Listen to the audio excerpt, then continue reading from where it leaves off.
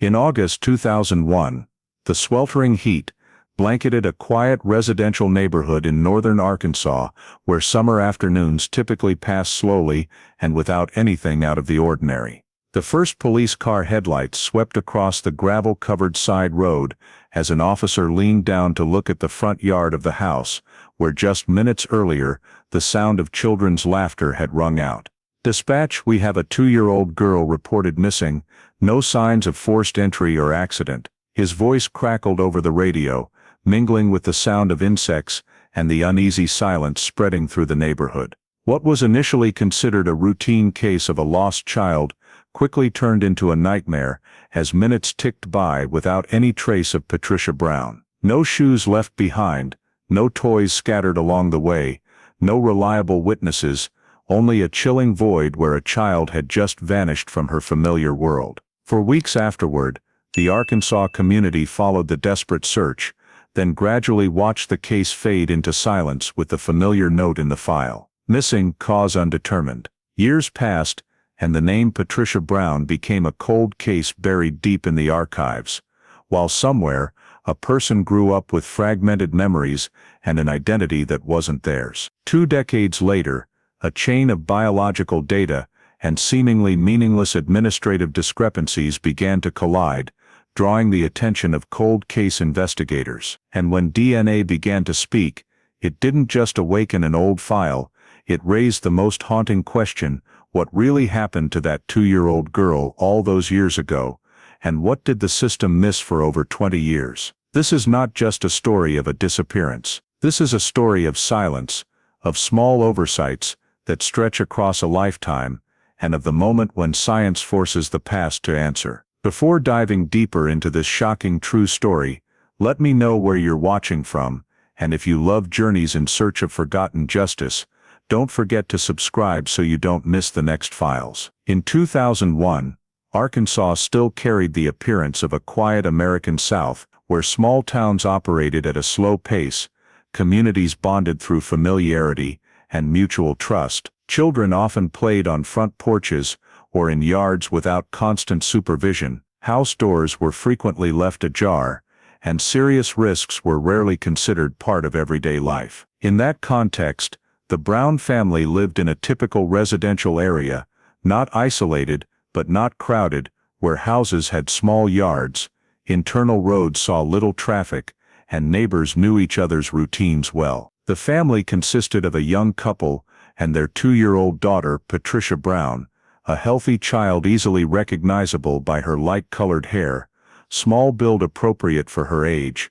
and frequent play in the familiar area near the house. The family's living environment showed no obvious signs of instability, no public conflicts, no history of intervention by authorities, and surrounding relationships were considered normal by local community standards. The primary witness on the day of the incident was a close relative who directly cared for Patricia during the daytime hours, with regular attachment to the victim, a clear understanding of her habits, schedule, and usual range of activity, and was also the last person to confirm seeing Patricia before the event occurred. The activities leading up to the incident showed no strong warning signs considered dangerous. Patricia was within her familiar area, the caregiver was performing routine household tasks, and events unfolded in their usual repetitive sequence. The first unusual detail emerged as an unclear factor, possibly the brief presence of an unfamiliar individual or vehicle in the area,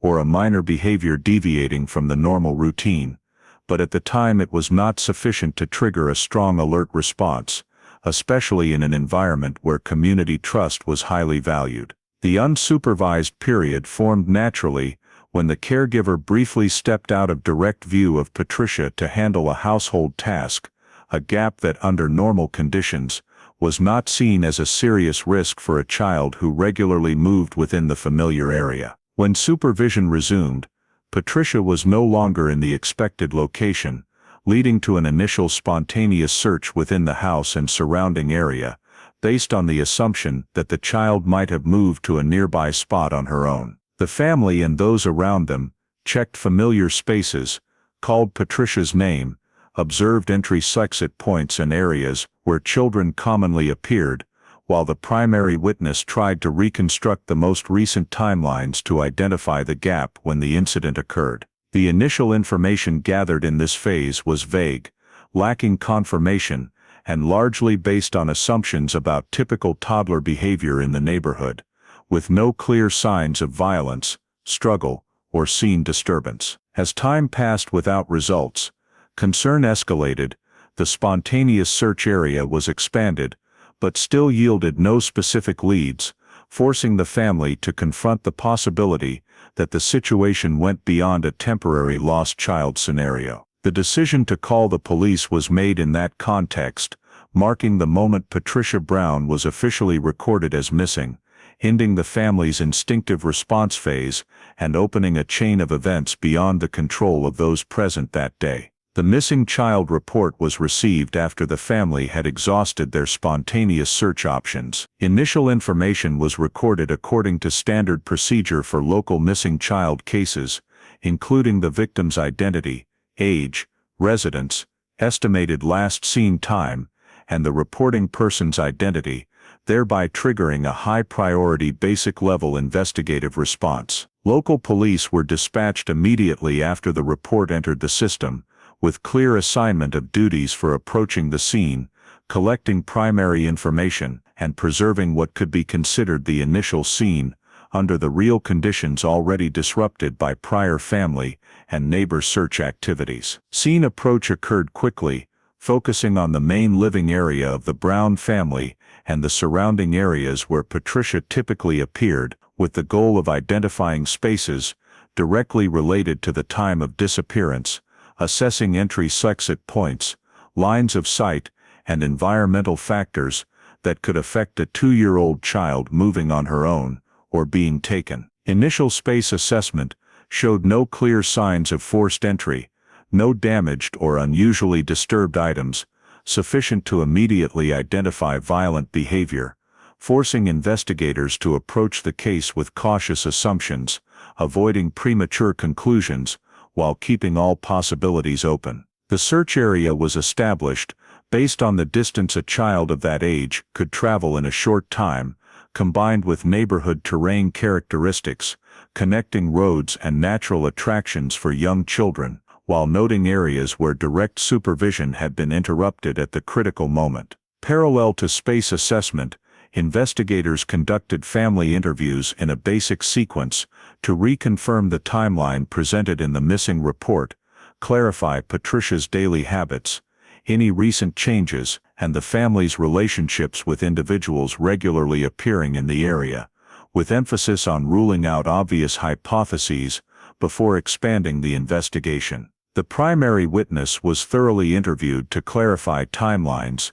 activities immediately before and during the unsupervised period, and any unusual details noticed but not fully assessed in the initial response phase, with focus on the consistency of statements and the potential for information gaps due to psychological stress. Information collected in this phase was quickly cross-checked to identify matches and inconsistencies, needing further clarification, while investigators simultaneously noted clear limitations of the scene, already impacted by many people before authorities arrived, directly affecting the ability to collect valuable physical evidence. Based on primary data, initial assumptions were formed to guide the next steps of the investigation, including the possibility that Patricia left her familiar activity area on her own, the possibility of an accident nearby, and the possibility of third-party intervention, with each assumption tied to specific verification requirements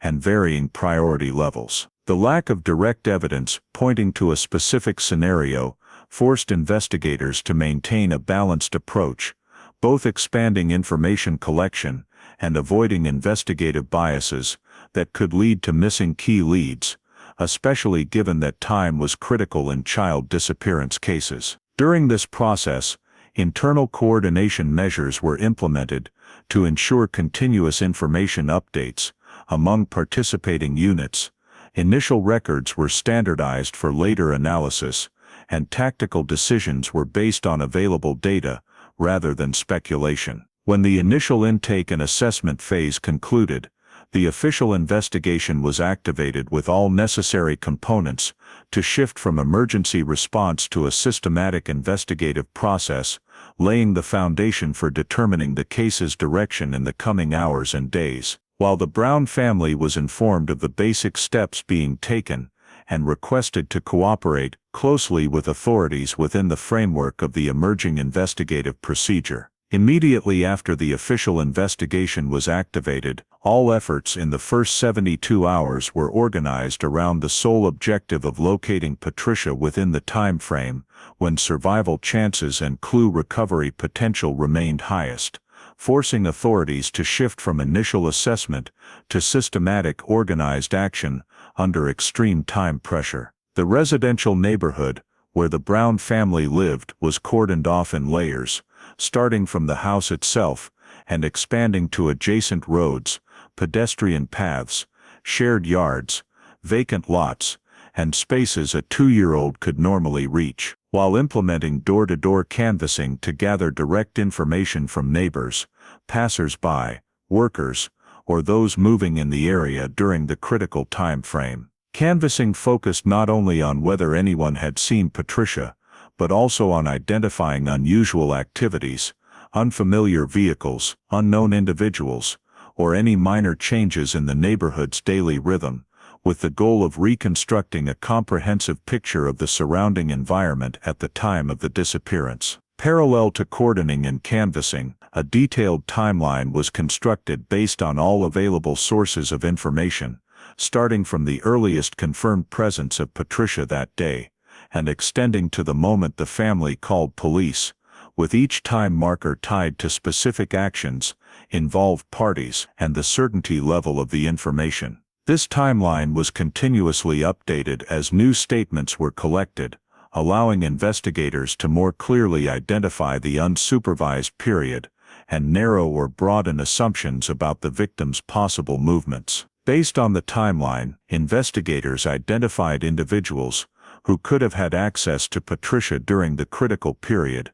including those regularly present in the neighborhood, individuals with legitimate reasons to be near the Brown family's activity area, and strangers whose presence in the area could not be clearly explained. Identifying this group was not intended to reach early conclusions, but to build a priority list for subsequent interviews, while gradually ruling out less fitting possibilities based on the victim's characteristics and local context. Throughout the process, search measures were implemented according to standard missing child protocols, with coordination among police, rescue teams, and local volunteers, focusing on high-risk areas such as the neighborhood edges, low-traffic roads, complex terrain areas, or spots posing potential danger to young children. Priority was given to rapid yet systematic sweeps to ensure no reasonable areas Patricia could reach on her own were overlooked, while noting areas where searches were difficult due to lighting, weather, or terrain limitations. Time pressure in the first 72 hours was evident in resource allocation, as every decision to expand or narrow the search area had to balance the potential for new leads against the risk of wasting valuable time, especially given the local force's limitations in personnel and equipment. Investigators continuously adjusted tactics based on new information, while maintaining a clear command structure to avoid task overlap and loss of information control. At the same time, canvassing reports began to reveal an inconsistent picture, with many speculative statements, some overlapping details but not clear enough to confirm, and numerous conflicting pieces of information that made screening more complex. These factors forced the investigative team to continually reassess the reliability of each source, prioritize verifiable data, and note information gaps that could conceal key leads. Amid mounting pressure from the family and community, authorities had to maintain balance between providing necessary information and protecting the investigation's integrity, avoiding the spread of unverified assumptions that could affect strategic direction. As the first 72 hours passed, despite a large volume of data collected and processed, the absence of a decisive lead left the investigation facing major challenges, with a clear sense that time was becoming an adversarial factor, forcing investigators to continue expanding efforts while confronting increasingly evident limits in resources and situational control. When the search and sweep operations in the first 72 hours failed to yield any verified leads about Patricia's whereabouts, the investigation entered a decisive phase in which investigators had to pause the emergency response rhythm to focus on assessing the nature of the case. The way the case was classified at this point would directly dictate the strategy, resources, and scope of the investigation for the long term. The assessment process began by examining the possibility that Patricia had wandered off on her own, a hypothesis often prioritized in cases of young children missing in enclosed residential environments, based on the victim's age, her ability to move short distances, and the fact that the area around the house was a familiar space to the child. Investigators cross-checked this hypothesis against the results of field searches, the maximum plausible range of movement, pathways, terrain gaps, and locations a 2-year-old could reach if she left the living area on her own. However, the absence of any physical traces after multiple sweeps gradually eroded the plausibility of the wandering hypothesis, even though it could not be completely ruled out in theory. The possibility of an accident was raised next, focusing on risk factors in the area such as manholes, small ponds, low-lying land, or locations out of sight, while also considering the chance that Patricia encountered an incident during an unsupervised period. But this hypothesis faced similar limitations when no indirect signs, clothing, personal items, or traces of activity were found, making it logically difficult to sustain this investigative direction. The possibility of abduction, while always present as the most serious scenario, was the most contentious approach within the investigative team. It required confronting a complex set of consequences, from mobilizing higher-level resources to the psychological impact on the family and community, while typical indicators associated with abduction, signs of forced entry, direct witnesses, or clear physical evidence were absent at the scene. Internal debates centered on whether early classification as an abduction would provide tactical benefits. One side argued that it would expand the investigative scope and allow access to specialized tools and units. The other feared that such a conclusion, unsupported by specific evidence, would lock investigative thinking into an unproven scenario, reducing the ability to objectively evaluate other possibilities. These discussions were not merely academic. They were directly influenced by time pressure, the limited resources of the local force, and growing expectations from the victim's family, forcing the team to find a balance between decisive action and necessary caution. The initial strategic decision made in this context was not to officially classify the case as an abduction, but to maintain a higher priority level than a standard missing person case. This allowed search and information gathering activities to continue in parallel across multiple directions, rather than focusing entirely on a single hypothesis. This decision directly affected resource allocation, with the majority of effort still devoted to field searches and community information gathering, while outward-facing investigative measures, such as expanded interjurisdictional tracking or deeper involvement of specialized units, were not yet activated at maximum levels. The impact of this cautious classification also appeared in how leads were received and processed. Information consistent with wandering or accident hypotheses was prioritized for rapid verification to rule them out, while ambiguous signs suggesting third-party involvement tended to be placed under monitoring, awaiting further corroborating data before being treated more seriously. Over time, these initial strategic choices began to create a relatively stable framework of thinking within the investigative team, where early formed assumptions were gradually reinforced through repeated daily decisions, from selecting search areas and prioritizing witnesses to interpreting new information. The fixation of assumptions did not occur intentionally, but developed from the need to maintain consistency and efficiency in the absence of clear leads. At the same time, it increased the risk of overlooking possibilities that did not fit the dominant approach. As time passed without a breakthrough, Maintaining the initial assumptions became a way to keep the investigation operational,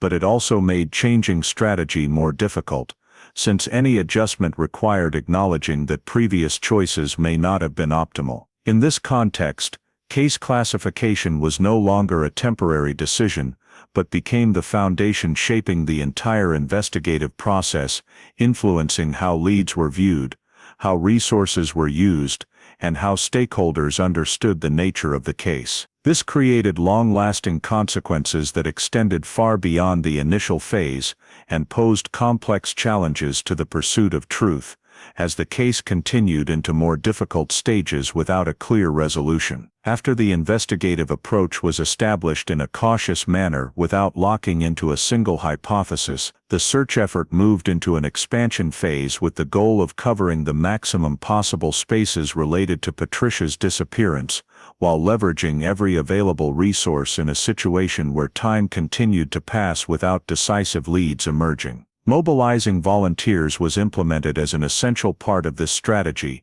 stemming from the reality that local forces had limited personnel and could not sustain high-intensity searching over an extended period, especially as the area to be covered expanded beyond the initial residential zone. Volunteers primarily came from the local community, people familiar with the terrain, local routines, and personally motivated to help the Brown family. They were organized into small groups under the coordination of law enforcement to ensure order, safety, and systematic conduct of the search. Local media also began to engage more deeply, amplifying information about the disappearance, drawing public attention, encouraging tips, and creating social pressure to prevent the case from fading into silence, while community interest remained high. In parallel with human mobilization, investigators focused on terrain analysis and identifying high-risk areas based on environmental features around the Brown family home, including vacant lots, dense wooded areas, low-traffic roadside zones, abandoned structures, and spaces that could obscure visibility. The goal was to assess which locations a 2-year-old could reach on her own, or be taken to within a short time frame. This analysis relied not only on maps, but also on community-gathered information, local volunteers' experience, and data from prior searches, enabling the team to compile a prioritized list of areas requiring more thorough sweeps. Transportation routes within and around the residential area were examined to identify potential hotspots where an individual or vehicle could quickly leave the area without attracting attention, particularly intersections, side roads, or exits, leading to less monitored zones. Plausible travel directions were analyzed based on time, traffic conditions, and locals' familiarity with the area. This sweep was conducted in layers, from easily observable main routes to less noticed paths, with the objective of progressively eliminating possibilities and narrowing the search space through ground verification. During the expanded search, some areas were identified as inaccessible or only partially accessible due to natural conditions, private property rights, or safety risks to participants. This forced the team to make difficult decisions about resource allocation, weighing risks against benefits. Such areas were documented and flagged in the search records, with indirect approaches considered, including remote observation, gathering information from those familiar with the area, or waiting for more favorable conditions to conduct sweeps if possible. As the search scope widened, the volume of incoming information and data grew rapidly, creating challenges in screening and evaluating the relevance of each detail, especially when many public reports were speculative, unverified, or based on inaccurate memory. The investigative team had to establish clear criteria for classifying and prioritizing information, focusing on verifiable data or details directly tied to the established timeline, while preventing unreliable leads from diverting attention and resources. Over time, the expanded search began to reveal clear limitations. Many key areas had been swept multiple times without results, while human, financial, and volunteer resources started to decline due to fatigue and prolonged pressure. Faced with this, The team was forced to shift to a phase of narrowing the search scope, based on what had been ruled out and what possibilities remained, aiming to concentrate resources on higher probability directions rather than continuing a broad, dispersed effort. Narrowing did not mean abandoning previously considered possibilities, but represented a tactical adjustment to optimize effectiveness in a context of limited resources and increasing scarcity of leads. It marked the transition from mass searching to a more selective approach. In this context, each remaining area on the priority list was rigorously evaluated for relevance, accessibility, and potential informational value, as the team sought to balance maintaining search pressure with avoiding repetition of fruitless activities, a process that clearly reflected the difficulties of sustaining momentum and efficiency in a prolonged search without a clear resolution. When the search scope was narrowed and field sweeps gradually reached the limits of effectiveness, the focus of the investigation had to shift strongly toward exploiting the human element, beginning with the process of compiling, systematizing, and cross-referencing all witness statements collected from the earliest days to the present, in order to identify intersections, contradictions, or overlooked details that could prove decisive. Investigators reviewed every statement record, from neighbors of the Brown family, individuals present in the area during key time windows, to those providing only indirect information through media, placing these accounts within the same timeline to compare consistency in timing, location, and circumstances. The cross-checking process revealed that most statements were speculative, based on incomplete memory, or influenced by community-circulated information, making it more complex than initially expected to determine the actual value of each source. Assessing witness reliability became a critical step, with investigators considering multiple factors: the witness's relationship to the victim's family, their familiarity with the area, their mental state at the time of the statement, and their potential exposure to community discussions or local media. Statements judged highly reliable typically came from individuals with clear daily schedules, independent corroboration of some details, or no apparent motive to distort information, while many others were placed in a caution category due to lack of verifiable basis or changes over time. On that basis, the team filtered out a set of key information, focusing on individuals identified as having possible access to Patricia during the critical time window, including family members, acquaintances of the Browns, frequent visitors to the residential area, and any strangers mentioned in certain statements, even if inconsistent. The initial identification of suspects was not conclusive,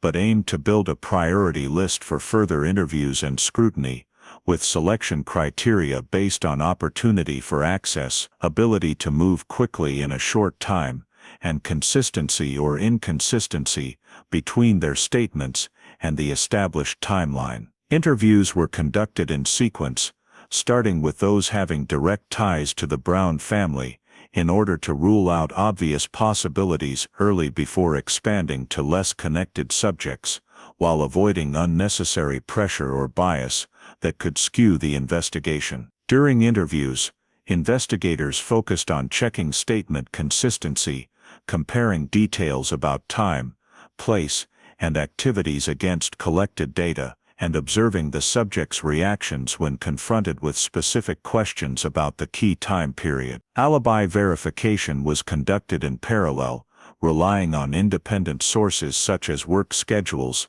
third-party statements, or other indirect evidence that could strengthen or weaken the account, with the goal of progressively eliminating unsuitable individuals from the suspect pool. However, this process quickly revealed clear limitations. Most alibis, though not perfect, were sufficient to prevent the formation of strong legal suspicion, while minor inconsistencies in statements were not enough to be considered incriminating evidence in the absence of physical evidence or direct witnesses. The lack of incriminating evidence became the greatest obstacle in this phase. Although investigators noticed some noteworthy indicators in a few individuals, they could not cross the necessary legal threshold to pursue stronger investigative measures, such as expanded searches or charges. This placed the team in a difficult position, forcing them to weigh continuing to focus on specific suspects, with the risk of wasting resources against expanding the suspect list,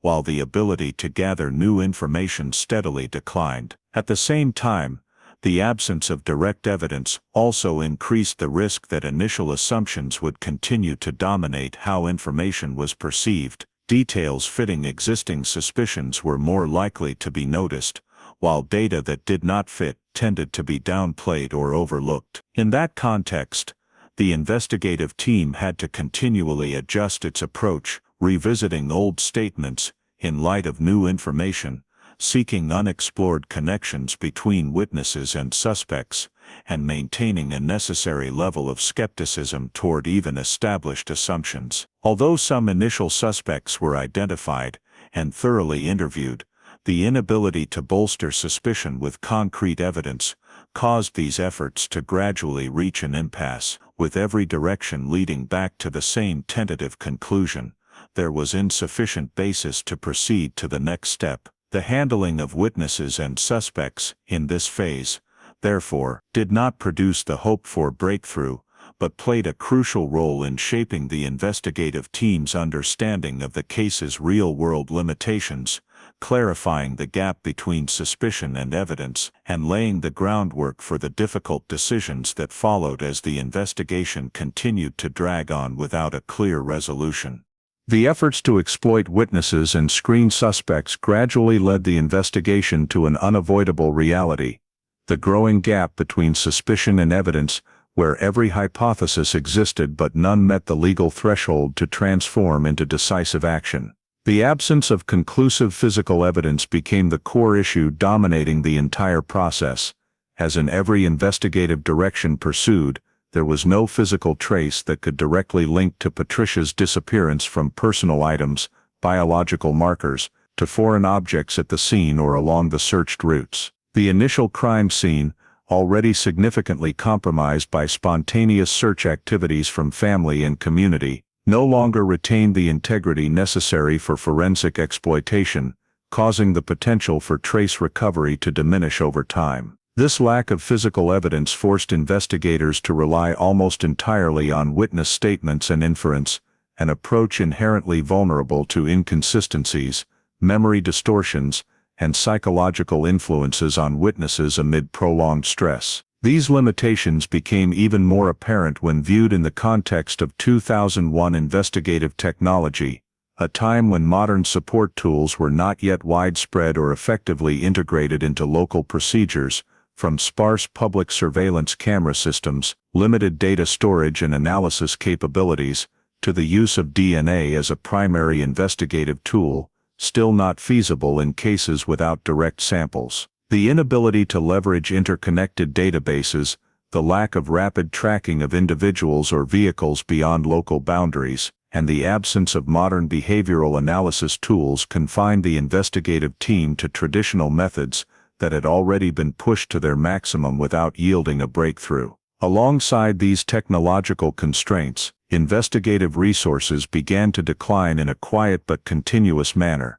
evident through the reassignment of key personnel to more urgent cases, the reduction of budgets for search and sweep operations, and the gradual lowering of the case's priority within the local unit's workload. This decline did not reflect indifference, but was the inevitable consequence of a system forced to allocate finite resources across multiple simultaneous tasks, where cases without clear progress naturally lost their high-priority status. At the same time, accumulated fatigue within the investigative team, stemming from the repetitive cycles of sweeps, cross-checks and evaluations without new results, created a prolonged sense of deadlock, impairing the ability to maintain flexible and creative thinking in approaching the problem. The investigative avenues once considered promising gradually reached dead ends, as every path had been pursued to the reasonable limit of its potential, from verifying witnesses, checking alibis, to terrain sweeps and theoretical possibility analysis,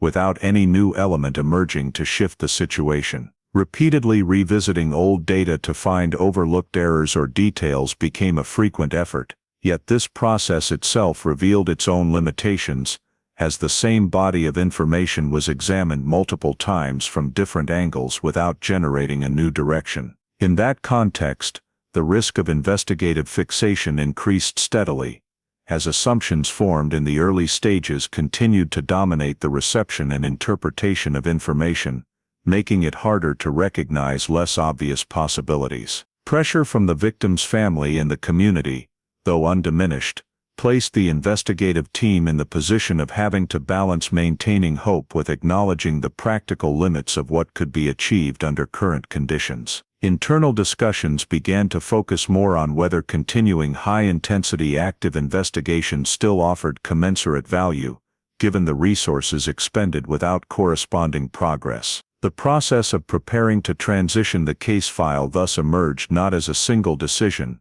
but as the outcome of successive evaluations of effectiveness, feasibility, and resource management responsibility. This preparatory work included a comprehensive review of the entire investigative file to ensure all documents, statements, search reports, and analysis results were fully systematized, enabling future retrieval and reassessment should new information or technology arise. At the same time, investigators clearly documented the weaknesses and gaps in the investigation, not only as an internal summary, but also as a means to identify elements that could potentially be approached differently under more favorable conditions. The breaking point of the investigation, therefore, was not a sudden cessation of the search for truth, but the moment the system was forced to acknowledge that existing methods had been exhausted without overcoming the barriers of evidence and technology, rendering continuation in the same manner unsustainable. In this state,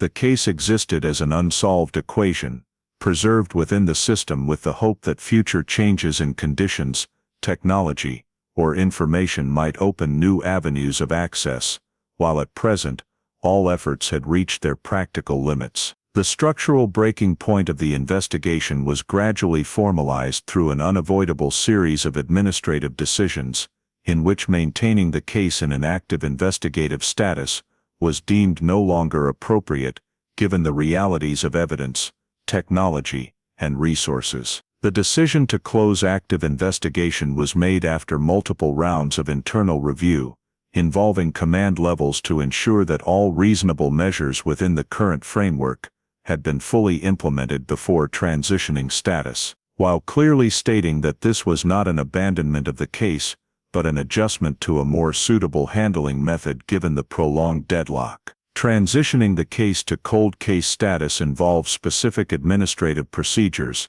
including updating the file status in the management system, reclassifying its priority level, and designating the unit responsible for long-term storage and monitoring of information. Parallel to this decision was the gradual reduction of personnel directly involved in the case, with key investigators reassigned to other more pressing tasks, reflecting the reality that the unit's resources had to be distributed across multiple cases, and could not sustain high intensity for a file with no clear progress. Budgets for search and investigative activities were correspondingly reduced, ending large-scale field sweeps and limiting related activities to passive information monitoring, a systemic change that directly impacted the ability to continue searching for Patricia using traditional methods. Archiving of the investigative file was conducted systematically to ensure that all materials from interview transcripts, search reports, terrain maps, to internal analyses and evaluations, were organized, coded, and preserved according to standards, allowing future retrieval. This served not only administrative purposes, but also reflected the recognition that the file's value did not diminish over time, and could be reactivated if new conditions emerged, even though no basis existed at the time to continue active investigation. Along with archiving came the decision to terminate active search activities, including ceasing the mobilization of volunteers, halting extended canvassing campaigns, and ending periodic terrain sweeps, a symbolic step indicating that the case had moved out of the emergency response phase into a passive waiting state. This decision was carefully weighed for its psychological and social consequences, particularly for the Brown family, as ending active searches could be perceived as the end of hope, even though officially the case remained open. During the transition, responsibility for the file was redefined, with clear designation of the department or individual tasked with monitoring, receiving, and evaluating any new information that might arise in the future, to prevent the file from being forgotten or lost within the system. This handover included the transfer of informal knowledge, observations, suspicions, and subjective assessments from investigators who had directly worked the case, elements often not fully reflected in written documents, but potentially valuable if the case were reopened years later. The new responsibility structure also clearly defined the boundary between information monitoring and investigative reactivation, establishing specific criteria for situations that could trigger file review, though those criteria were considered unlikely to be met in the current context. The Patricia Brown case, in cold case status, existed as an unsolved file preserved within the system, with faint hope that advances in technology, changes in circumstances, or the emergence of new information might create a different opportunity for access in the future. Transferring the case to cold case status was therefore not merely an administrative decision, but an acknowledgement of the limitations of traditional investigative methods at that time, marking the end of a phase of intense effort and ushering in a prolonged silence, where the matter continued to exist in the files as an unanswered question, retained not because of new evidence, but because of the system's responsibility toward a missing child who was never found. The shift of the file to passive waiting status meant that Patricia's story, meanwhile, continued to unfold beyond the reach of the investigative system, under a completely different form, and detached from the identity frozen in the archived file.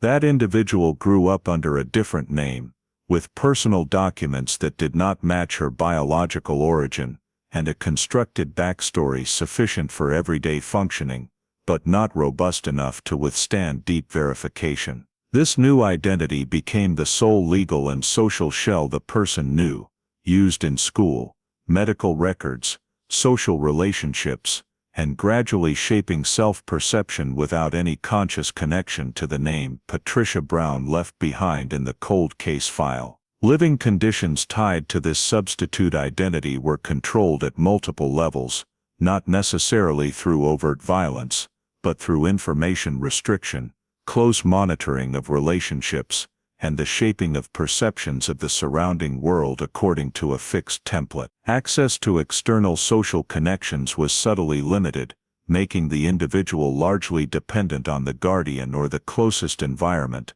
thereby weakening the ability to question origins or detect inconsistencies in their life story. The absence of original biological records, including the original birth certificate, newborn medical records, or any documents related to early childhood, created a major gap that was covered by substitute paperwork sufficient for basic administrative needs, making this deficiency rarely challenged in the early years of adulthood. When situations requiring deeper verification arose, vague answers or evasions could temporarily resolve the issue, while simultaneously planting seeds of unease and ambiguity about self-identity, even if the individual could not yet name or clearly explain the cause. Memories of childhood existed in a fragmented state, lacking coherence and clear timelines, with hazy images, undefined feelings, or complete blanks in memory,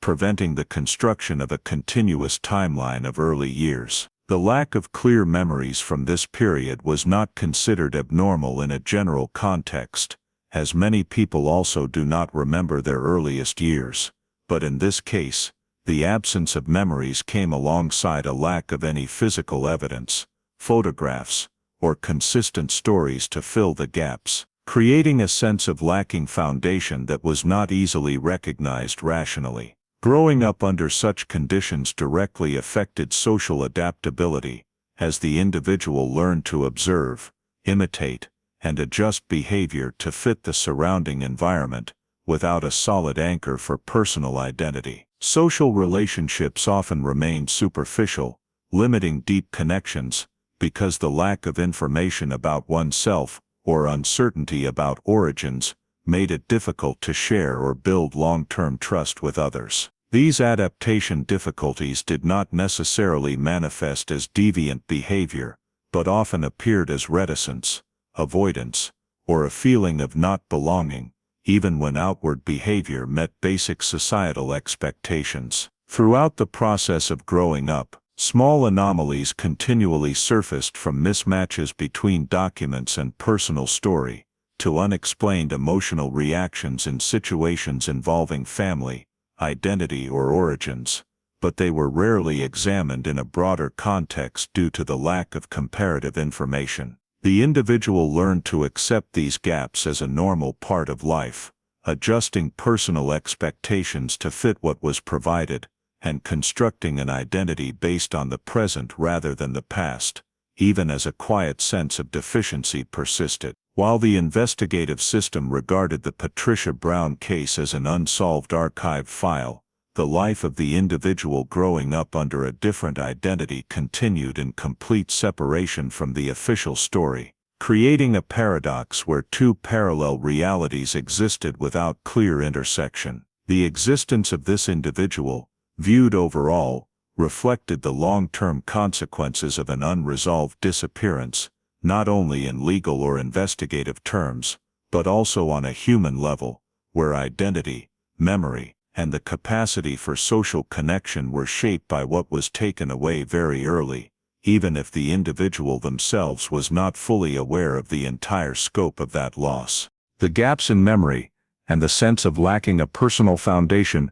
gradually become more clearly reflected through the way this individual's administrative identity operates in real life, where personal documents exist sufficiently to meet minimum needs, but lack the completeness required when subjected to any form of in-depth scrutiny. The personal file used for education, healthcare, and employment often does not include original documents related to early life stages, particularly the original birth certificate, newborn hospital records, or documents confirming blood relationships, and instead contains substitute documents issued later, which are formally valid, but do not provide clear traceable information. Inconsistencies in the file appear sporadically over time, such as mismatches in dates, recorded places of birth across different documents, or inconsistencies in names and guardian information, but these inconsistencies are rarely addressed thoroughly by the system due to the absence of sufficiently strong cross-checking mechanisms at the routine level.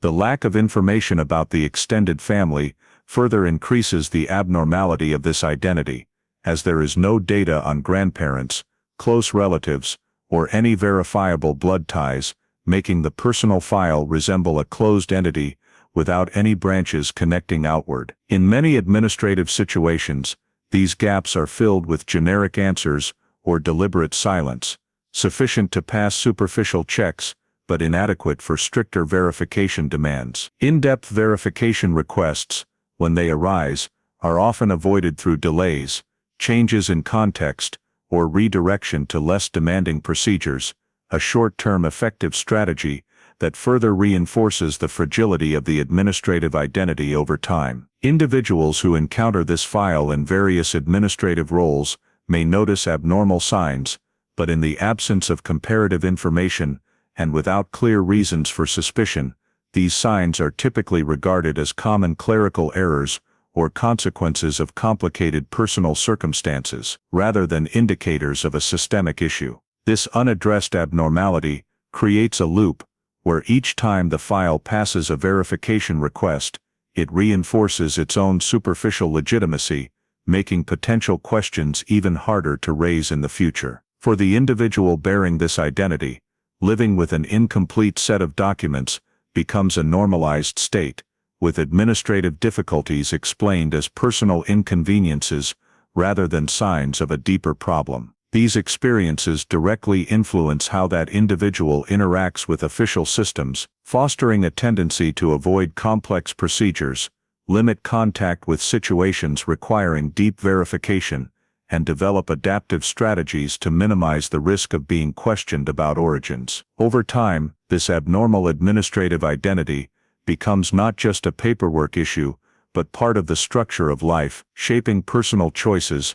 from education and mobility to building long-term relationships, as any step beyond the familiar safe zone carries the risk of exposing inexplicable gaps. Meanwhile, the administrative system operates on a case-by-case logic, rarely connecting minor abnormalities into an overall picture, resulting in notable signs being scattered across agencies, time periods, and never aggregated into a clear warning. This lack of connectivity allows an incomplete identity to continue existing and functioning for a long time without challenge, reflecting the structural limitations of personal record management systems, designed to handle the masses rather than detect sophisticated exceptions. In that context, inconsistencies in the file do not lead to specific actions, but merely accumulate as scattered abnormal points, awaiting a sufficiently strong trigger to force the system to re-examine the entire information structure. The individual bearing this identity,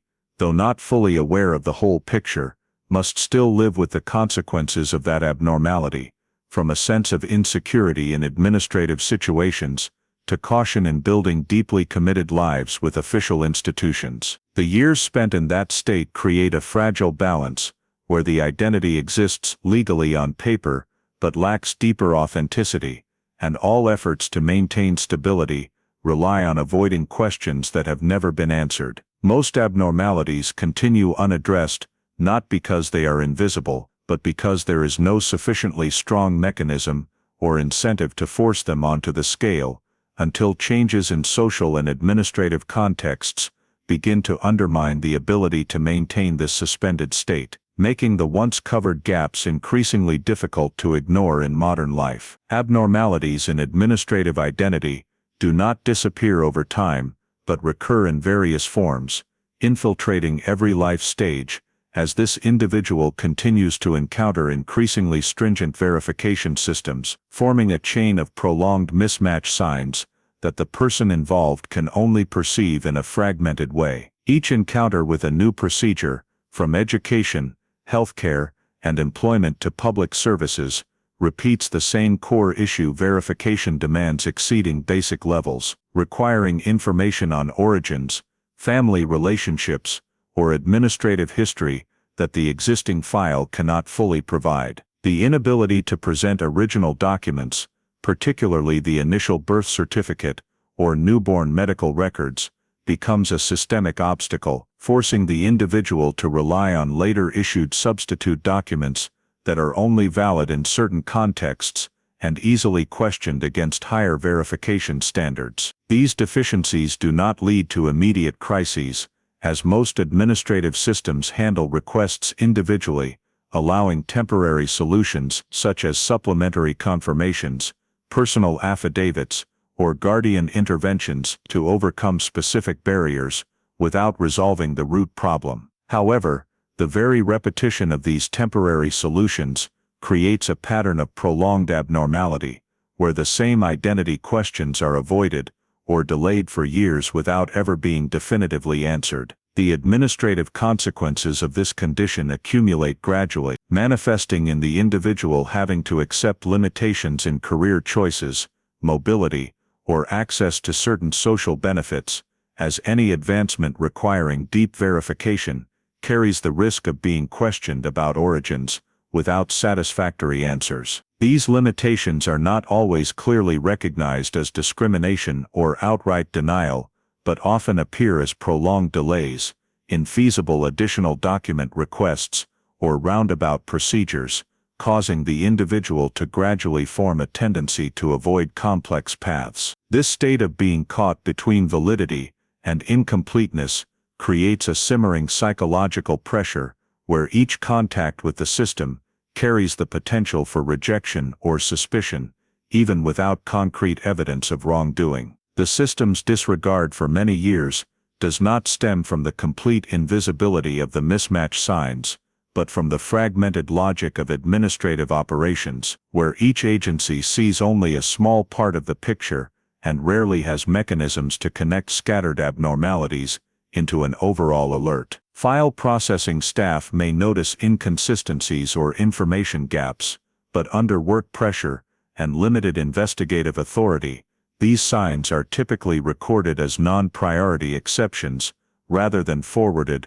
or aggregated for deeper analysis. Over time, the repetition of abnormalities does not lead to decisive action from the system. Instead, it contributes to their normalization, causing both the individual and involved agencies to gradually accept this condition as an unchangeable reality. For the individual bearing this identity, the inability to provide original documents becomes a familiar part of life, explained as complicated personal circumstances or past administrative shortcomings, rather than a sign of a more serious issue. This adaptation helps maintain superficial stability, but simultaneously deepens the disconnect between administrative identity and internal self-perception, as unanswered questions about origins persist as vague and uncertain feelings. In a changing social context, with increasingly high verification requirements and greater reliance on interconnected data,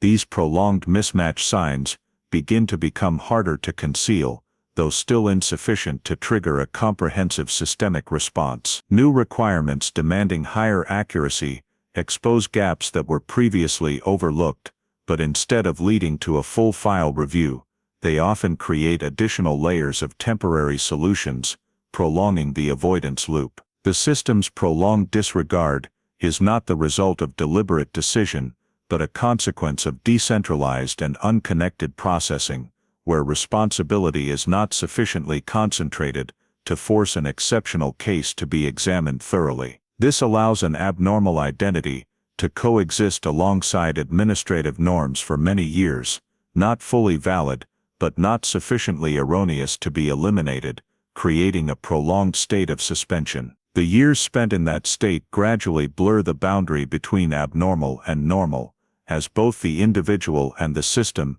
adjust their expectations to adapt to the incomplete reality. Although no specific moment marks the failure of identity verification, this chain of prolonged mismatch signs reflects a structural oversight process, where small warnings are not connected, difficult questions are delayed, and a personal origin story continues to exist beyond the control of both the individual and the systems designed to confirm it. The chain of prolonged mismatch signs in administrative life ultimately leads this individual to a pivotal point of contact with modern verification systems, where gaps long tolerated over many years begin to collide head-on with new standards based on biological data rather than traditional paperwork. The legal basis for collecting DNA in this context does not stem from criminal suspicion or investigative requirements, but from legitimate personal needs related to identity verification, healthcare, or civil procedures that increasingly demand higher accuracy, creating a valid basis for accessing biological analysis technology without direct intervention from law enforcement agencies. Agreeing to provide a DNA sample occurs within standard procedures, with the understanding that this is a step to resolve long-standing administrative inconveniences, rather than an action capable of fundamentally changing the perception of personal origins. The biological sample is collected according to modern standards, ensuring integrity and analyzability, and then entered into appropriate databases for registration purposes, where the DNA data is encoded, stored, and prepared for matching within a broader system. Entering the sample into the database does not immediately produce specific results, as processing, analysis, and comparison occur in a complex data space where millions of other records coexist, but it opens the possibility of accessing an entirely different layer of information compared to traditional verification methods. Genealogical matching capability, though not initially central to the purpose, becomes a potentially significant factor, as modern systems do not only compare DNA directly, but can also identify indirect biological relationships through partial matches with other existing records in the database. This mechanism allows detection of extended blood relationships beyond the nuclear family, creating a network of possible connections previously inaccessible through documents or statements. In that context, this individual's DNA data, lacking administrative anchors from the past, becomes an independent entity, capable of self-linking to other biological data, regardless of the origin stories constructed in daily life. The matching system operates silently, not drawing immediate conclusions, but continuously comparing, updating, and evaluating match levels as new records are added or analysis algorithms are improved. This process creates a latent waiting state, where the data already in the system is ready to trigger a response if and when a significant connection is detected. Potential alert activation is not a single event, but the result of crossing probability thresholds, when the degree of match between DNA samples reaches a level high enough for the system to flag it as significant and requiring further review. This alert is not conclusive but serves as a signal, indicating the existence of a biological connection unexplained by current administrative data, opening the possibility that the personal identity story may be more complex than previously accepted. During this phase, the individual providing the DNA sample does not necessarily perceive the full significance of the ongoing process, as modern systems often separate data collection from in-depth analysis, causing fluctuations in the data foundation to occur beyond the direct observation of the user. However, from the system's perspective, the appearance of a DNA sample without a clear administrative foundation, but with the ability to biologically link to other records, creates a new point of interest, forcing evaluation processes to activate to determine whether this is a harmless exception or a sign of a deeper issue. The legal and ethical conditions for using DNA data in this context require high caution, with checks to ensure that any subsequent actions comply with privacy regulations and data usage purposes, while avoiding speculation or attribution without sufficient evidence. This very caution causes the process from sample collection to potential alert emergence to occur quietly, without immediate disruption to the individual's life, but it lays the foundation for a major shift in how the system views this case. In the context of biological analysis technologies, increasingly integrated into administrative and investigative processes, a DNA sample triggering genealogical matching is no longer rare, but in this case, it holds special significance because it directly connects to a chain of abnormalities that have existed for many years without explanation. The emergence of a potential alert does not immediately resolve questions about identity, but it undermines the fragile balance previously maintained, as gaps once covered by paperwork and temporary solutions now face a form of evidence that cannot easily be avoided or adjusted. Biological data, with its objectivity and timeless traceability, begins to raise new questions that traditional administrative systems cannot answer on their own, creating an intersection where the personal story, scientific data, and systemic responsibility gradually converge, though at this point, everything still exists as a latent signal, awaiting a further confirmation step to shift from possibility to reality. Potential warning signals arising from the biological matching system gradually become more concrete as the analysis process reveals a level of DNA match that is not high enough to confirm a direct familial relationship, but is clear enough to rule out pure chance, placing this individual's DNA sample into a noteworthy intersection zone within the genealogical data space. A low-level match is not conclusive, as it only indicates the possible existence of an indirect blood relationship, such as a distant relative, rather than parents or full siblings, but this very level holds particular value in cases where administrative identity lacks a clear biological foundation. The system records the match through probability scores and genetic similarity metrics, comparing the new DNA sample against existing records in the database while eliminating statistical coincidence scenarios, using algorithms designed to minimize error. Assessing the reliability of the results becomes the central step in this phase, as analysts must weigh multiple factors, from sample quality and data coverage to demographic context, and the likelihood of random matches within populations of similar origin. Technical metrics are reviewed cautiously, not only to confirm that the results are scientifically valid, but also to determine whether the degree of match is significant enough to trigger subsequent procedures, given that each step carries important legal and ethical consequences. When the results exceed the minimum reliability threshold, the information is not treated as an isolated finding, but is placed in correlation with existing administrative data, highlighting a mismatch between the potential biological identity and the personal history recorded in official files. The transfer of information to investigative authorities occurs through official channels, adhering to confidentiality and authorization protocols, providing only the data necessary to evaluate possible relevance to unresolved cases, rather than offering conclusions or assumptions beyond the scope of the evidence. The receiving agency faces the difficult task of placing this partial match result into a broader context, where numerous cold cases exist within the system, each with its own unique characteristics regarding time, location, and circumstances, requiring careful screening to identify genuine relevance. Determining relevance to a specific cold case cannot rely on DNA data alone. It must consider the intersection of factors such as estimated age, geographic area, time of disappearance, and demographic characteristics to assess whether this partial match aligns with any unresolved file. This process takes place in an interdisciplinary analysis space, where biological data is juxtaposed with historical investigative records, allowing experts to consider the possibility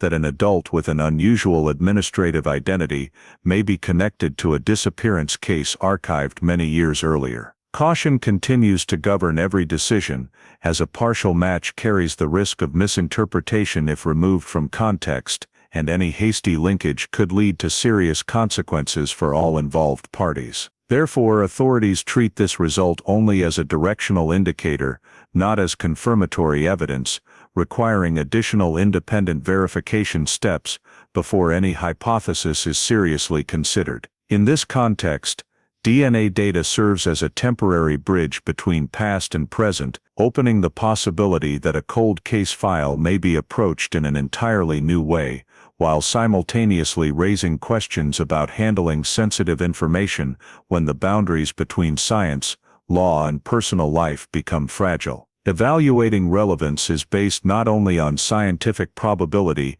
but also on systemic responsibility to avoid unnecessary harm, especially when the individual's identity has not yet been clearly confirmed or ruled out. Thus, the partial DNA match exists as a strong but incomplete signal, sufficient to draw the attention of specialized units, but not sufficient on its own to alter the status of any file. During this phase, all information is handled within strict controls, with additional layers of verification to ensure that any further step is based on a more solid foundation than speculation. Although no clear confirmation has emerged, the appearance of a partial DNA match has broken the prolonged state of limbo, as for the first time there exists a verifiable biological link between this individual and a set of unresolved files, creating a new point of convergence where scientific data begins to directly challenge previously accepted narratives. In that space, the partial match is not the final answer, but an open door, compelling relevant agencies to seriously consider the possibility that a case seemingly buried in archives may still have a living connection to the present, though at this point, everything remains at the level of a possibility that requires further confirmation before proceeding further. The partial DNA match signal, although not sufficient to confirm identity, creates a new information threshold that forces the system to respond differently from the previous prolonged state of passive waiting. At this point, the cold case unit is activated to receive the information as the authority, with the competence and capacity to evaluate data that extends beyond the framework of traditional investigation. The cold case unit approaches the information not as an isolated discovery, but as a potential puzzle piece that must be placed into the larger picture of unresolved cases, where the value of the new data is truly determined only when compared to the entirety of what already exists in the system. Intake includes a preliminary assessment of the scientific reliability of the match result, the legal scope of using DNA data, and the degree of alignment of this signal with criteria for reopening a file, a process designed to avoid launching investigations based on speculation or emotional pressure. When the decision is made to retrieve the 2001 file, all documents related to the disappearance of Patricia Brown are pulled from archival status, including initial crime scene reports, witness statements, search logs, investigative assumptions, and internal notes that previously existed only as reference materials. This allows the cold case unit to approach the case with a comprehensive view unburdened by the strategic decisions made under the constraints of that earlier time. Retrieval is not merely about recreating the sequence of events, but also about understanding how initial choices shaped the investigation's direction, thereby identifying points where data or approaches may have been limited by technology,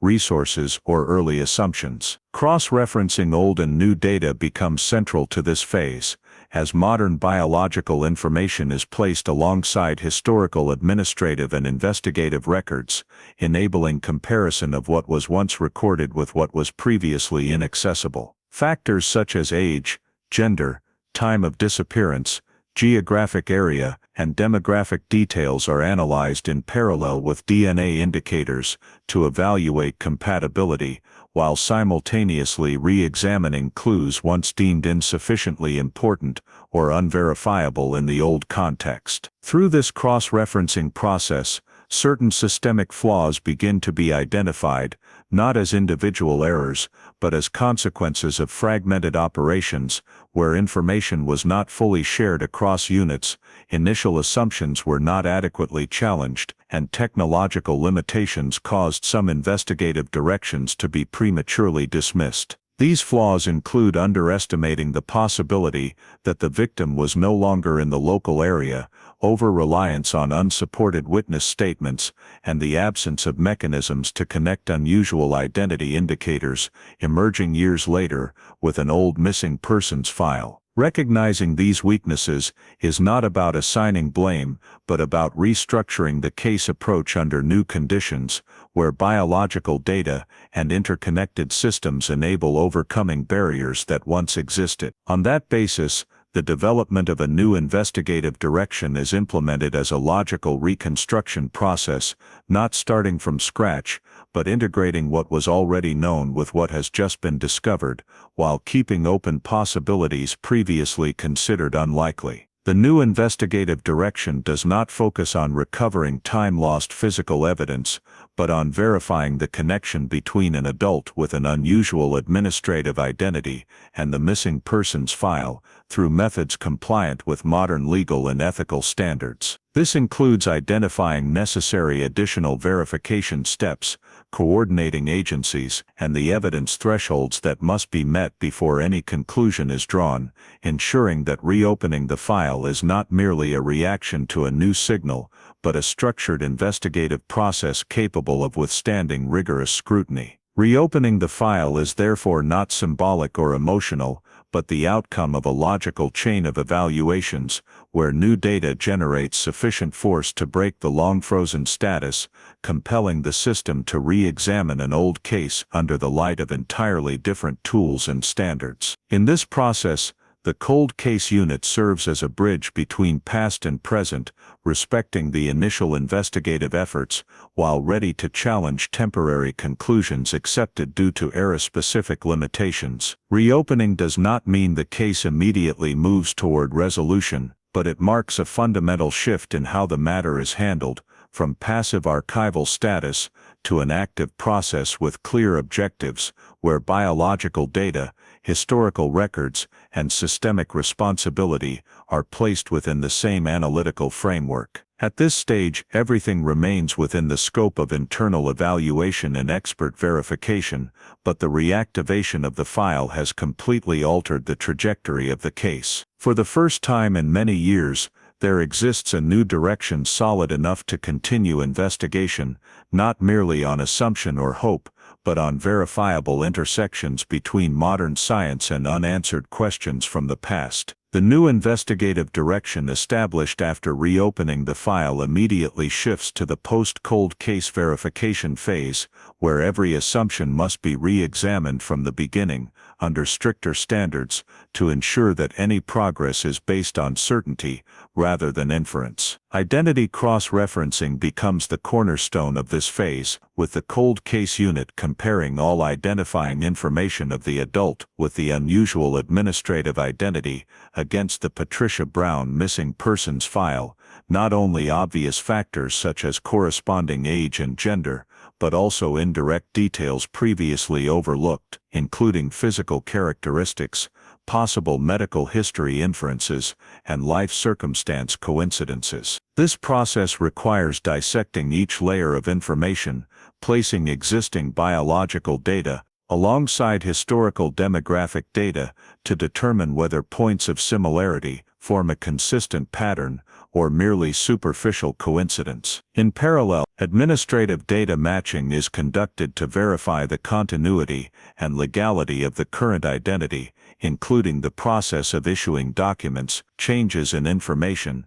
and periods where personal records cannot be clearly traced, with the goal of determining whether gaps exist that could be explained by identity substitution or reconstruction. Various data systems are cross-checked from education and medical to employment to evaluate internal consistency of the record, while searching for signs that this identity may have been constructed or adjusted to conceal its original source. Throughout this process, the top priority is to rule out misidentification, as the partial DNA match and demographic compatibility, though notable, remain insufficient to affirm without broader verified context. Alternative scenarios are carefully considered, including the possibility that this individual has an indirect blood relation to the victim's family, but is not Patricia, or the possibility of a rare genealogical coincidence, low probability, but not dismissible. Ruling out misidentification requires deeper analysis of biological indicators,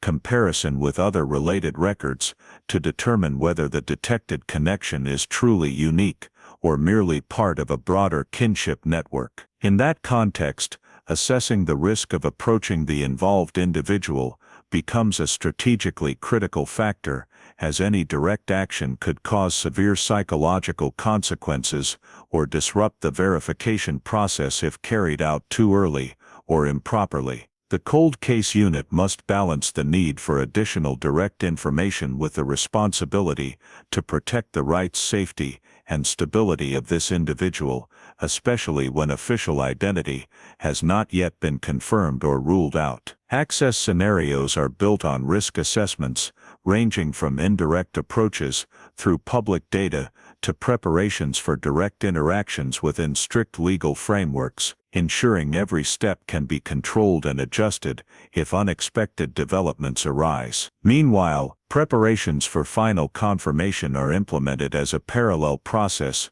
focusing on clearly defining the evidence thresholds required for an official conclusion, including requirements for direct DNA samples, additional forensic cross-checks, and consistency across independent data sources. This preparation is not only technical, but also procedural, ensuring that when the moment of confirmation arrives, it occurs within a solid legal and ethical framework, minimizing the risk of disputes or errors that could compromise the integrity of the case. The entire post-cold case verification phase is therefore characterized by extreme caution, where each step is accompanied by cross-checks and risk assessments, reflecting the understanding that identifying an individual after many years is not merely a technical matter, but a process with profound human and systemic impact. Patience and discipline in this phase aim to ensure that when the final pieces are placed, The resulting conclusion will be convincing both scientifically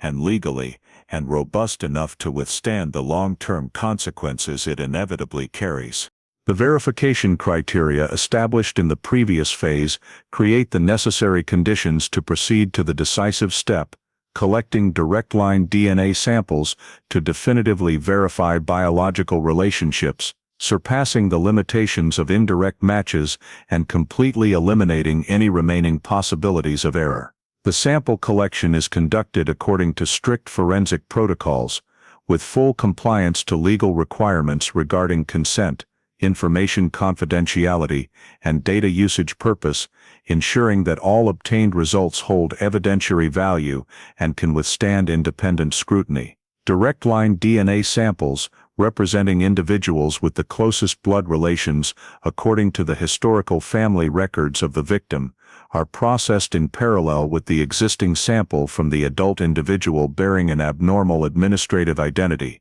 allowing for comparison at the highest level of accuracy permitted by modern science. The forensic comparison process takes place in a tightly controlled environment, where genetic markers are analyzed independently and compared across multiple marker systems to ensure results are not influenced by technical errors or external factors. The analysis does not focus on a single result, but includes multiple cross-check rounds, with forensic experts evaluating the overall compatibility between samples to determine the probability of biological relationship, according to standards widely accepted in the scientific and legal communities. When forensic results show a match level far exceeding the random probability threshold and consistent with the assumed direct-line relationship, the biological identity confirmation process enters the conclusion phase, where scientific data no longer exist as possibilities but become authenticated evidence. This confirmation is not merely the linking of two DNA datasets, but also the integration of biological information with the entire reconstructed investigative context, demonstrating consistency between forensic results and historical, demographic factors, as well as long-standing administrative anomalies. The confirmation of biological identity carries profound implications, as it ends the long-standing state of limbo in which the adult individual has lived under an identity that does not match their true origins, while closing the prolonged verification phase with a certainty that traditional methods could not achieve. After the results are unified and confirmed by all relevant parties, the necessary legal procedures are implemented to update official records, reflecting the newly established biological truth and adjusting personal information in accordance with current regulations. The completion of legal procedures includes drafting confirmation reports, updating missing persons file status, and correcting related administrative data, ensuring that the reached conclusion is officially recorded in the system and holds long-term legal validity. These steps are carried out carefully to avoid errors that could lead to disputes or harm to the involved parties, especially given the profound impact that changing an official identity has on rights, obligations, and legal status. The entire identity confirmation process occurs within a strictly controlled framework, where every action is documented and every conclusion is based on multi-layered evidence, reflecting the understanding that re-identifying a person after many years is not merely a technical matter, but a major legal and ethical responsibility. Once the procedures are completed, the final result exists as an established fact, no longer dependent on assumptions or speculation, marking the end of a long period in which identity was obscured by layers of paperwork and alternative narratives. However, confirming biological identity does not mean that all consequences of the past disappearance are resolved immediately. Rather, it lays the foundation for a new reality where the truth is officially recorded, and subsequent steps must be considered in an entirely different context than before. At this moment, forensic science completes its role as a tool for revealing the truth, but the impacts of that result extend beyond the laboratory and legal files, touching personal lives, families, and the investigative system that has pursued the case for decades, creating an irreversible milestone in a story that has lingered unresolved for far too long. The confirmation of biological identity, through rigorous forensic standards, places the system before a new responsibility, transforming scientific truth into human information in a cautious, controlled, and humane manner. As any deviation in this phase could cause profound and irreversible harm to those who have lived for many years in a state of unresolved loss. The notification process is prepared as a continuous sequence of steps, beginning with correctly identifying the recipients, establishing priority order, and selecting appropriate communication methods for each situation, ensuring that the information is conveyed not only accurately, but also received in the safest possible psychological conditions. Relevant parties coordinate to develop a clear notification script, in which each participant's role is specifically defined. The information content is standardized to prevent misinterpretation or misunderstanding, and support plans are pre-established to handle potential emotional responses. Providing confirmation results is not done abruptly or in isolation, but follows a sequence that allows the family to gradually approach the information,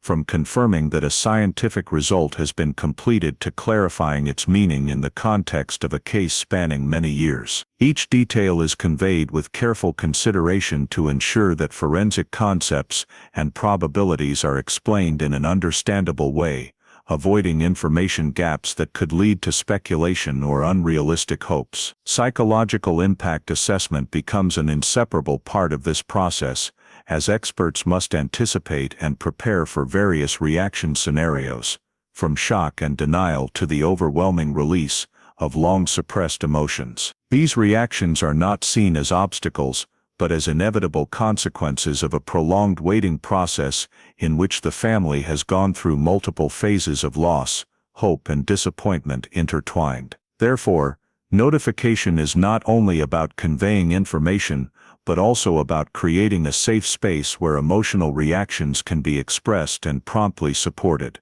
Cultural factors, family history, and individual experiences are taken into account when assessing psychological impact, as each family has different ways of receiving and processing news, requiring flexibility and sensitivity in approach. Alongside this, preparation for possible direct contact is considered a carefully calculated step, not as a spontaneous emotional event, but as a process requiring psychological, legal, and logistical preparation. Relevant parties evaluate suitable conditions so that any contact, if it occurs, can take place in a controlled environment, minimizing the risk of further harm to both the family and the newly confirmed individual. This preparation includes assessing each party's readiness level, defining necessary boundaries to protect privacy and safety, and establishing long-term support plans rather than focusing solely on the initial moment. Throughout the notification process, coordination among involved units is maintained closely to ensure consistent information delivery, without leaks or external misinterpretations, especially in a context where community and media attention may increase. When a decades-long case reaches a major turning point, the responsibility to balance the family's right to know with the obligation to protect the psychological stability of those involved is prioritized, making every decision carefully weighed and requiring consensus among parties. Thus, notifying the family is not a single action but a complex process where science, law, and human emotions intersect, demanding precision, patience, and compassion. In this phase, the truth has been scientifically confirmed, but the way that truth enters human life will determine whether it becomes a foundation for healing or the source of new wounds. Therefore, the entire process is carried out with the goal not only of fulfilling the information obligation,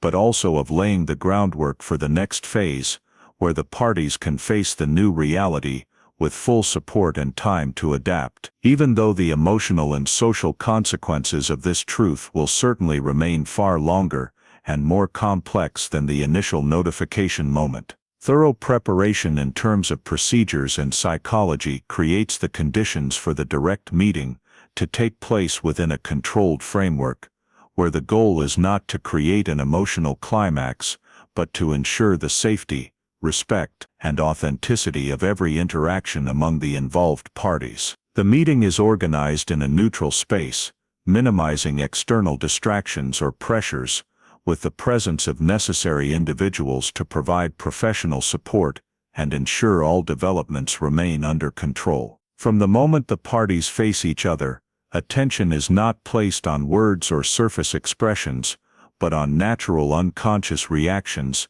the smallest biological signals and behaviors that may reflect a deep connection interrupted for many years. Experts observe how individuals respond to each other's presence, from body language and eye contact to subtle emotional changes, not to draw immediate conclusions, but to add a layer of real-world evidence to what has been scientifically confirmed. Biological recognition observation is not understood in a simplistic visual sense, but as a process of recording instinctive reactions and similarities that cannot be easily explained by learning or living circumstances, thereby further reinforcing consistency between forensic results and human reality. In that space, confirming the family relationship requires no formal declaration, as it has already been completed legally and scientifically. Instead, it manifests through the implicit agreement among the parties that a true biological bond exists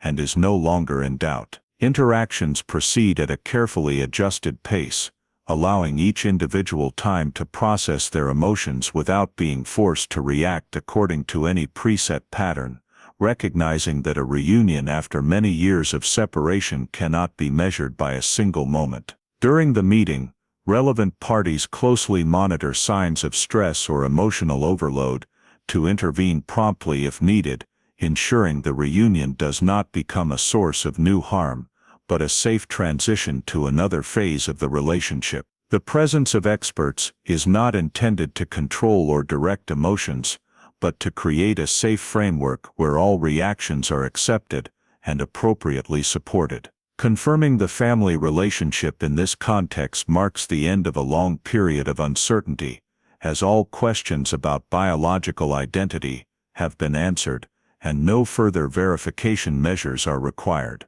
The end of the verification phase does not mean all issues are resolved, but it sets a clear stopping point for the process of seeking the truth about identity, allowing the parties to shift focus from confirmation to adapting to the new reality. At that moment, the reunion is not viewed as an emotional peak, but as a transitional milestone, where past and present intersect to open an undefined future. The involved parties clearly understand that the family relationship, although biologically confirmed, requires time and space to develop naturally and cannot be immediately recreated after years of separation. Therefore, the first meeting is concluded in a controlled manner, with clear boundaries established to protect everyone's psychological stability. The closure of the verification phase is marked not by fanfare or public statements, but by internal consensus that the investigative objective regarding identity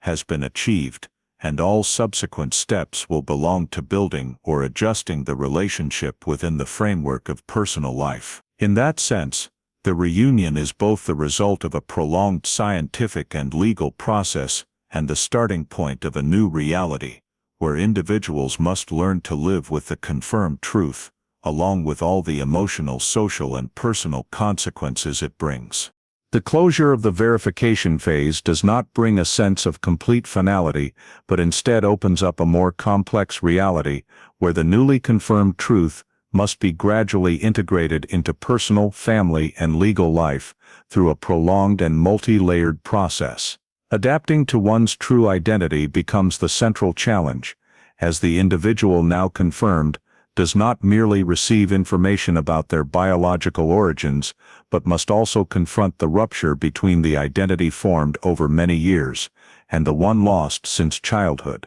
The old identity, even though it does not reflect biological truth, remains tied to lived memories, social relationships, professional experiences, and the individual's self-understanding, making the acceptance of the true identity far from a simple replacement. This process often unfolds as a coexistence of dual identities, sometimes complementary, sometimes conflicting, creating an internal tension that requires time to resolve. Learning to name oneself, to position oneself within the family and social narrative, becomes an ongoing process of awareness rather than a symbolic moment. At the same time, family relationships enter a phase of profound and unpredictable adjustment, as blood relatives must face the reality that the found individual is no longer the 2-year-old child in their collective memory, but an adult with an independent life history, personal traumas, and established personal boundaries. Re-establishing the relationship cannot rely solely on biological blood ties. It requires mutual respect, the ability to listen, and acceptance that any bond, if it forms, must be built gradually rather than assumed. Initial interactions are often exploratory, controlled in duration and level of contact, to avoid overwhelming emotions or psychological overload. During this phase, unspoken expectations can create underlying tension, with one side wishing to compensate for lost time while the other needs space to process the sudden shift in understanding of family and self. These differences demand ongoing adjustment, where establishing clear boundaries becomes an essential protective factor for all involved. Alongside emotional and relational challenges, lingering legal issues begin to take a significant place in post-reunion life, as biological identity confirmation triggers the need to amend numerous administrative records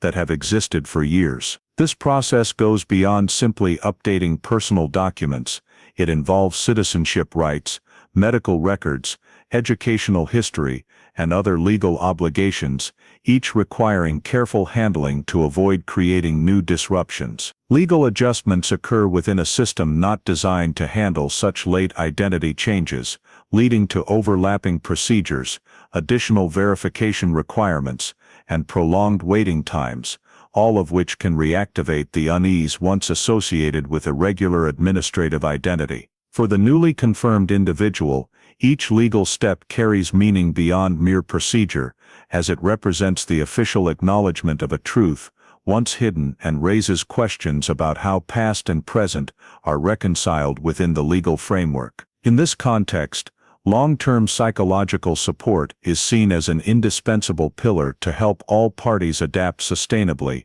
as the impact of reunion does not end with the meeting but ripples through various stages of life. This support focuses not only on processing the initial shock, but also on helping the individual build an integrated personal narrative, where the true identity is placed in relation to lived experiences, rather than denied or completely separated from them. For the biological family, psychological support helps them confront the feeling of both regaining and losing something, as the child in memory is found but no longer exists in the form and role they once imagined. Support programs are designed flexibly to meet diverse needs, from individual counseling to family support, facilitating dialogue, expectation adjustment, and learning to build new relationships on a foundation of mutual respect. Throughout the entire post-reunion phase, adaptation proceeds at an uneven pace, with periods of progress interspersed with plateaus or even setbacks, reflecting the complex nature of restructuring identity and relationships after an event spanning many years. Difficulties that arise are not seen as signs of failure, but as manifestations of a realistic recovery process where people must learn to live with the truth rather than merely know it. Accepting that not all wounds can be fully healed, but can still be managed and integrated into life, becomes an important part of this process. Post-reunion, therefore, is not a simple emotional conclusion, but a long-term transitional phase in which true identity, family relationships, and legal structures must be adjusted in parallel, requiring ongoing coordination among individuals, families, and support systems. In that space, every small step forward carries practical significance, as it reflects the capacity of people and systems to adapt to complex truths, transforming investigative findings into a sustainable lived reality, rather than a mere symbolic moment. The post-reunion reality, while bringing identity confirmation and a form of closure for the family, does not eliminate the system's responsibility to re-examine the origins of the disappearance, as the victim being found alive, does not mean past criminal behavior is automatically resolved. The perpetrator investigation is reactivated in a completely different context from the initial phase, where the goal is no longer to locate the victim, but to clarify the actions that led to separating the victim from family and society for an extended period. Reviewing old suspects becomes a logical starting point, as the cold case unit revisits the list of individuals considered early in the investigation, re-evaluating old assumptions in light of new information that the victim did not die and lived under a different identity. Suspects previously ruled out due to lack of evidence or early assumptions are re-examined in this new context, where motive and opportunity may be understood differently once it is known that the behavior involved abduction and identity concealment rather than direct harm to life. This review process relies not only on old files, but also on re-evaluating relationships, living circumstances, and behaviors of relevant individuals in the period immediately before and after the disappearance, to identify any overlooked signs due to limited information or prematurely fixed investigative direction. Analysis of plausible motives expands in this direction, focusing on factors that could drive child abduction and long-term concealment, including control needs, desire to replace family roles, personal gain, or other complex psychological factors not easily identified in traditional investigations. The fact that the victim was raised and grew up in a controlled environment raises questions about the level of preparation and long-term intent of the perpetrator, suggesting that the behavior was not impulsive but sustained over years, a key factor in assessing motive and criminal responsibility. Comparing remaining evidence becomes a major challenge, as most physical evidence from the time of disappearance has been lost, damaged, or lost forensic value over time, forcing investigators to rely more heavily on documentary records, historical statements, and indirect data. Evidence once deemed insufficient for charges in the 2001 context may be re-evaluated in light of new information, but this requires extreme caution to avoid reinterpreting data to fit current hypotheses without independent basis. Old statements are reviewed for consistency over time, cross-checked with confirmed administrative and biological timelines to identify inconsistencies that may indicate involvement or concealment of criminal acts. However, statutes of limitations quickly emerge as a decisive legal factor, as many related acts may exceed the allowable timeframe for criminal prosecution under current law, especially if the charges do not fall into categories exempt from time limits. Evaluating statutes of limitations is not merely a technical legal issue, but directly affects investigative strategy, determining whether efforts to identify the perpetrator can lead to prosecution or remain at the level of clarifying historical truth. In this context,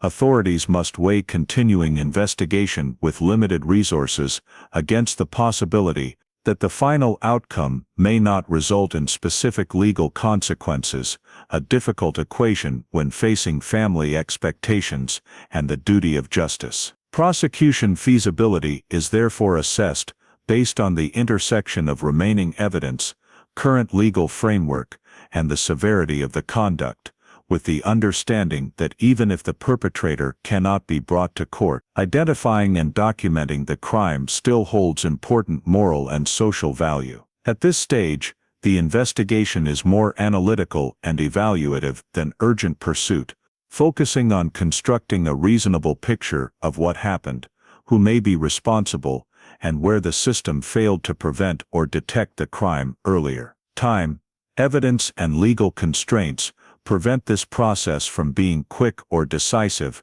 but it reflects the system's commitment not to overlook accountability simply because the case has dragged on too long. During this process, investigative decisions are made with careful consideration of their impact on the victim, family, and community, avoiding unnecessary re-traumatization when legal outcomes may not match the emotional cost. Investigating the perpetrator in this context is not only an effort to hold individuals accountable, but also an opportunity to reassess systemic vulnerabilities that allowed the crime to occur and persist, thereby drawing lessons to improve future handling of missing children cases. Even if the final outcome is limited by statutes of limitations and evidence, continuing the investigation demonstrates a shift from a seemingly unsolvable case to a more comprehensive approach where truth, responsibility,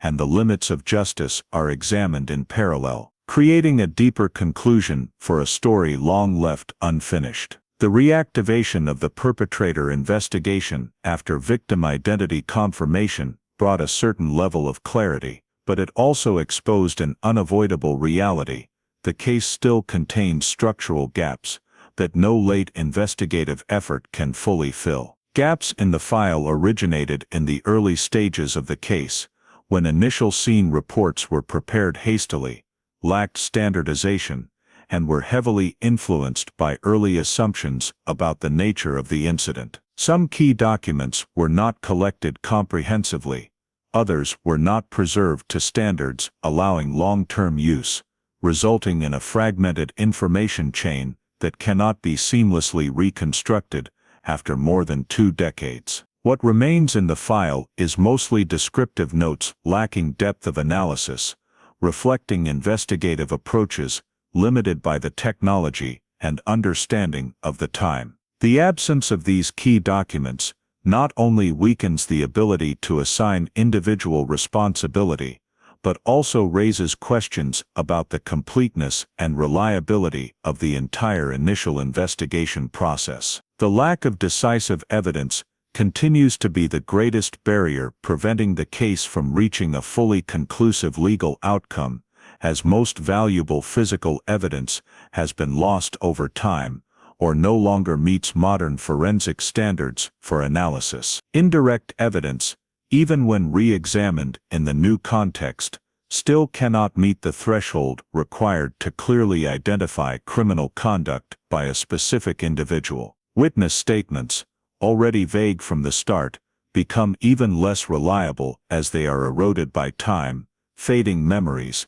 and changes in life circumstances, making it unfeasible to build a solid indictment on them. The absence of decisive evidence is not merely a technical issue, but reflects the practical limits of justice when dealing with long-running cases, where historical truth and legal truth do not always align. In this context, the issue of individual and systemic responsibility emerges as a complex and unresolved topic, as assigning blame is no longer simply a matter of pointing to a specific person. Many key decisions in the early phase were made by individuals working with incomplete information, under heavy pressure, and constrained by incomplete procedures, making it difficult to reassess those decisions by modern standards without risking biased perspectives. At the same time, holding the system accountable requires acknowledging that institutions were not designed flexibly enough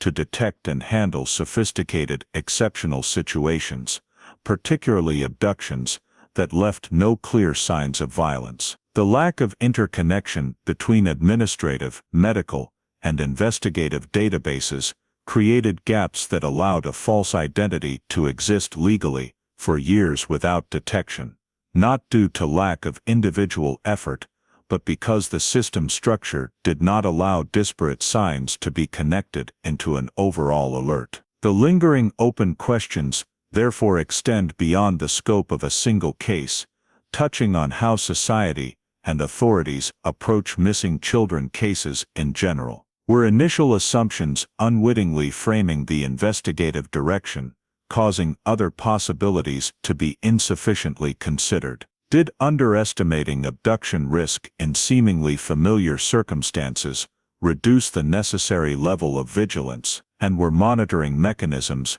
after the case became cold sufficient to detect anomalous signals emerging years later? These questions have no simple answers, as they involve the intersection of human factors, procedures, and historical context, each with its own limitations. However, raising these questions is essential to avoid closing the case with a false sense of completion, overlooking important lessons that can be drawn from what remains unresolved. While the victim's identity has been confirmed and the family has had the chance to face the truth, the remaining gaps persist as reminders that not every wound can be healed by a legal conclusion. The case, in its current state, is both a story of reunion after years of separation and evidence of the inherent limits of the system when confronting prolonged and sophisticatedly concealed crimes. The unresolved issues do not diminish the value of what has been achieved, but they compel a sober assessment of the outcome, accepting that justice in such cases is often partial. Acknowledging what is unknown, undone, and unprovable is not a sign of failure, but a necessary step toward a more honest approach to complex cases in the future. In that space, the case of Patricia Brown does not close with a perfect period, but with a set of open questions, where truth has been illuminated at the human level, yet layers of responsibility and causation remain incompletely traceable. It is precisely these questions that give the case its final depth, reminding us that every reopened cold case is not only about seeking answers, but also about better understanding the limits of the system and our shared responsibility to protect the most vulnerable. The unresolved issues clearly identified in the previous phase shape the way this file reaches its conclusion, not through a definitive criminal verdict, but through a limited closure appropriate to the legal, scientific, and social reality in which the case exists. The case is considered resolved regarding identity once the biological confirmation of Patricia Brown was completed to modern forensic standards, ending more than 2 decades of uncertainty about the fate of a child who vanished without explanation. Establishing clearly that the victim is alive, has grown up, and has been found carries core significance for the fundamental objective of missing children cases, as it shifts the file from assumed to confirmed status, allowing the family and investigative system a non-reversible foundation of truth. This closure, though not in the form of a judgment or official indictment, still represents a major investigative achievement, as the most critical question of the case, who the victim is and where they are, has finally been answered scientifically and transparently. However, alongside identity completion is the clear acknowledgement of the limits of criminal justice in cases spanning decades, where time has eroded the tools necessary to hold individuals accountable. Barriers of statutes of limitations, lack of decisive evidence, and irreparable file gaps make bringing the case to a full criminal trial unfeasible, forcing the system to accept that justice in this instance can only be achieved at the level of truth recognition and loss acknowledgement. The inability to prosecute the perpetrator, if any, does not equate to denying the crime occurred, but reflects the practical limits of law when confronting sophisticated, prolonged, and concealed acts in the context of past incomplete technology and procedures. Justice, within this framework, is redefined not as full punishment, but as establishing truth, restoring identity to the victim, and honestly acknowledging systemic responsibility. It is in this redefinition that the case's significance for cold case investigation becomes especially clear, as this file demonstrates the ability to break impasses through the combination of archived historical data and modern scientific tools. The application of DNA and genealogical matching shows that files seemingly frozen forever can still be accessed in entirely new ways, provided the system maintains archiving, retrieval, and willingness to re-examine old assumptions. At the same time, the case also highlights that technology, no matter how powerful, still requires a sufficiently complete file foundation and ongoing accountability mechanisms to be effective, as poorly collected or preserved initial data limits, even the most advanced tools. From a cold case investigative perspective, the Patricia Brown file becomes a classic example of both potential and limitation, where success in identity confirmation coexists with failure to pursue criminal accountability, reflecting the inherent complexity of cases spanning many years. Lessons drawn from the case extend beyond technical aspects to how law enforcement agencies approach missing children cases from the very first hours. Case classification, initial assumptions, and resource allocation can create chain effects lasting decades, directly affecting future resolvability. This file underscores the importance of keeping investigative avenues open, avoiding premature fixation of conclusions, and maintaining high vigilance, even without clear signs of violence, as sophisticated abductions often leave no easily recognizable traces. Additionally, the case highlights the urgent need for interconnection between administrative, medical, and investigative systems, as data fragmentation enabled a false identity to exist legally for years without detection. For missing children cases, the most important lesson lies in treating disappearance not merely as an immediate event requiring emergency response, but as a long-term process requiring continuous monitoring, periodic updates, and system adaptability as technology and society evolve. Maintaining accountability for cold case files, even in passive status, can make a decisive difference when new tools emerge, turning seemingly worthless data into keys to truth after many years. The closure of the Patricia Brown file, therefore, does not mean closing all questions, but establishing a reasonable stopping point for the investigative process within the bounds of what can be achieved honestly. The file is closed with the recognition that the victim's identity has been clarified, the family has received the core answer they awaited, and the system has completed its most important task under current circumstances. At the same time, closure comes with clear acknowledgement of remaining limitations, avoiding the illusion that every aspect of the case has been fully resolved. In this manner of ending, the file is not merely a stored document, but a documented case in investigative history, representing both the power of modern science and a reminder of the long-term consequences